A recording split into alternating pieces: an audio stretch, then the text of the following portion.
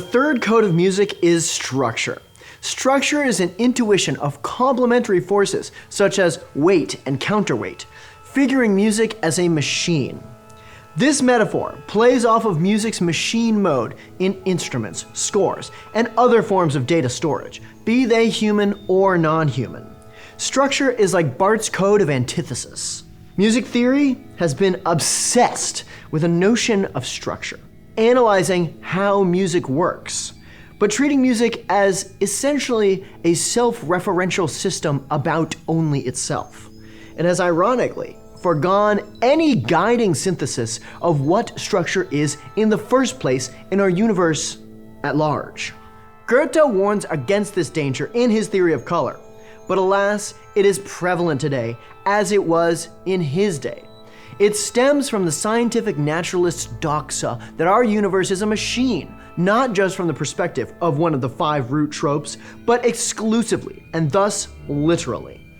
Today, we answer Goethe's charge to extend his findings on polarity in color to music, while continuing the synthetic themes of word, light, and the prism-like pyramid.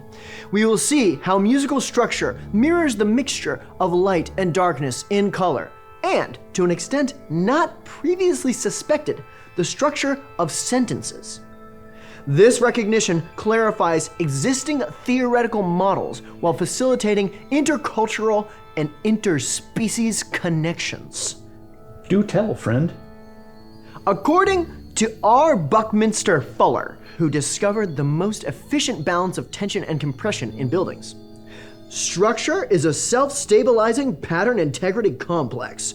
Only the triangle produces structure, and structure means triangle, and vice versa.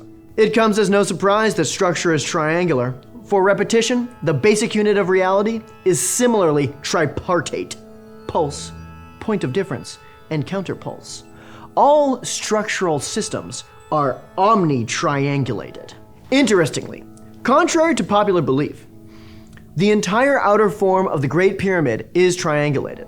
As you pointed out previously, the sides are very subtly divided into 8 triangles, which are revealed as dark and light in the penumbral light of dusk and dawn on the equinoxes. So, the base likewise consists of 8 subtle triangles.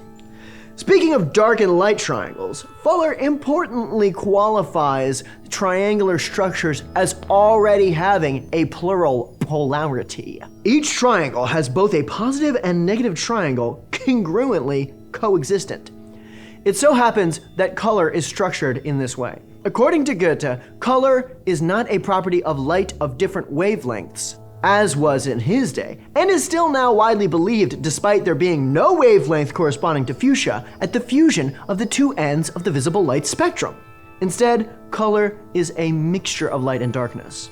As Per Sahlstrom has demonstrated, the circle of the 3 primary colors used for pigments, cyan, magenta, and yellow, interleaved with the 3 for lighting, red, green, and blue, can be modeled by 3 bands of wavelengths that alternate between total reflection, 1, and complete absorption, 0, or light and darkness, somewhat like a 3-cylinder yin-yang engine. As we read on the origins of music in the ancient Master Liu's Spring and Autumn Annals, yin and yang change and transform, with one rising and one descending. They join together to form colorful patterns. That's right. Through this modeling, color shows itself to be polarized between a light triangle and a dark triangle, as well as between warm and cool colors. This trichromatic structure is not a product of the human eye, whose cone receptors are not necessarily trichromatic, but in rare cases, tetrachromatic. It is rather an insight into structure in general. Musical structure has 6 functions that echo the 6 basic colors. As it says in the I Ching, all movements are accomplished in 6 stages, and the 7th brings return. Precisely. Speaking very summarily, these functions can be described as establishment, elaboration, persistence, dissolution, delimitation. and connection. Like the 6 colors, the 6 functions are polarized between a light triangle and a dark triangle, as it were, as well as between warm, expansive functions and cool, contractive functions. We will focus just on the main functions corresponding with yellow, magenta, and cyan, or, loosely speaking, yellow, red, and blue. Establishment and delimitation are indispensable, somewhat like the systole and diastole of a heartbeat. Importantly, they already subsist fractally as a repetition within the repetition, a mechanism within a mechanism. Musical structure is multi-level. Consider the jingle, Shave and a Haircut. It falls into 2 complementary parts, and each part likewise falls into 2 halves. Shave and a haircut, 2 bits. The same is true of this little bird song. It sounds like a chopped down version of Shave and a Haircut. Chop chop 2 bits? Yes, or like an upside down version of the first few notes of Chop chop 2 bits. Yes, that one. There is something else important to notice in both versions of the jingle. The 2 itty-bitty beats for 2 bits are more articulated than the others. Even if only through subsequent silence, a greater degree of articulation is intrinsic to endings. Structure deepens. The beginning bursts outward like a yellow star. An optional middle may persist like a beating red heart. And the ending draws inward fractally like a blue whirlpool. A great example of this deepening is in the verse and refrain of Love in Vain by Robert Johnson.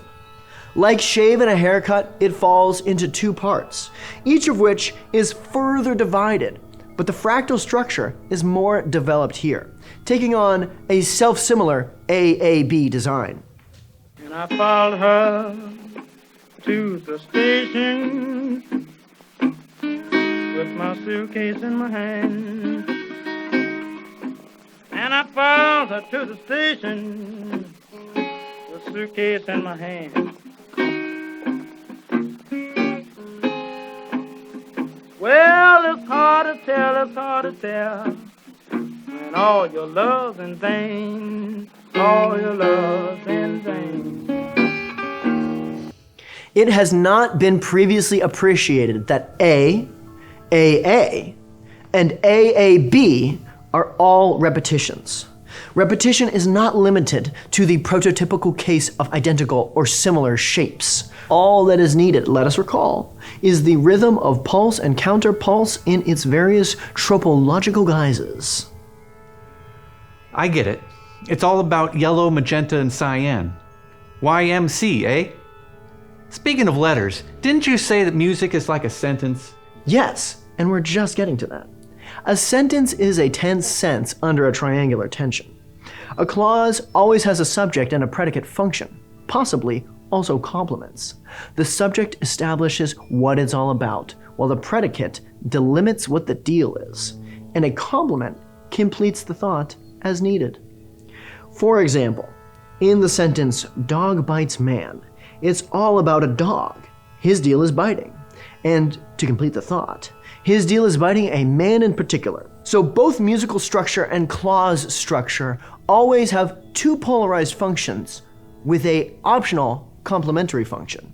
Yes, Virginia, there is a scent of clause in music. But in many kinds of music, this analogy is carried out further by means of certain conventional points of rest that resemble the fall of the voice at the ends of clauses. For example, the verse of this peyote song by Johnny Mike has an ending that is conventional for peyote songs. Notice also the middle part that accelerates its repetitions, but leaves room for further articulation. This is a way of conveying persistence.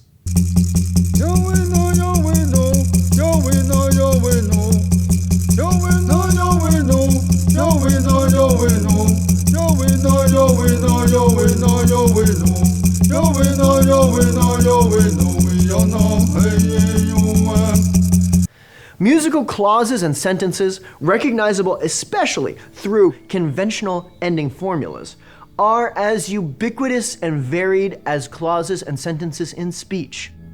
But this principle is unrecognized in music theory. The word sentence has come to be used in a musical context only for the three-function variety in certain passages of certain Western styles. Surely theorists just use other words for these ubiquitous musical structures. Not always. The lack of a synthetic basis for functional analysis in symbols, such as word and light, lead to errors.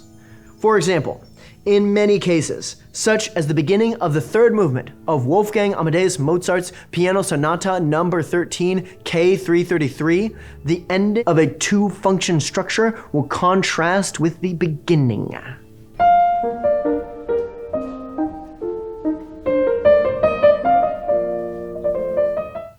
As Goethe would say, music theory has turned this perception of contrast into a concept termed a contrasting idea, and has mistaken this description of similarity and difference for the reality of structure, such that an equivalent structure, like the beginning of Ludwig van Beethoven's Piano Sonata No. 13, Opus 27, No. 1, which does not feature contrast, is today hardly recognized as a type, although in Mozart and Beethoven's day, all such structures were recognized as clauses.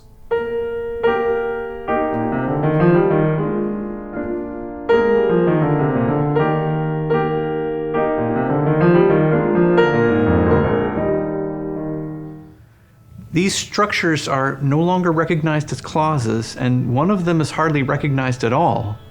Music theory has lost ground then. Yes, that's why Goethe warned us about this kind of thing. As we will see later, structure and similarity are to be sure intertwined, but one must not mix them up the way theorists are accustomed to do. Well, I will stay tuned.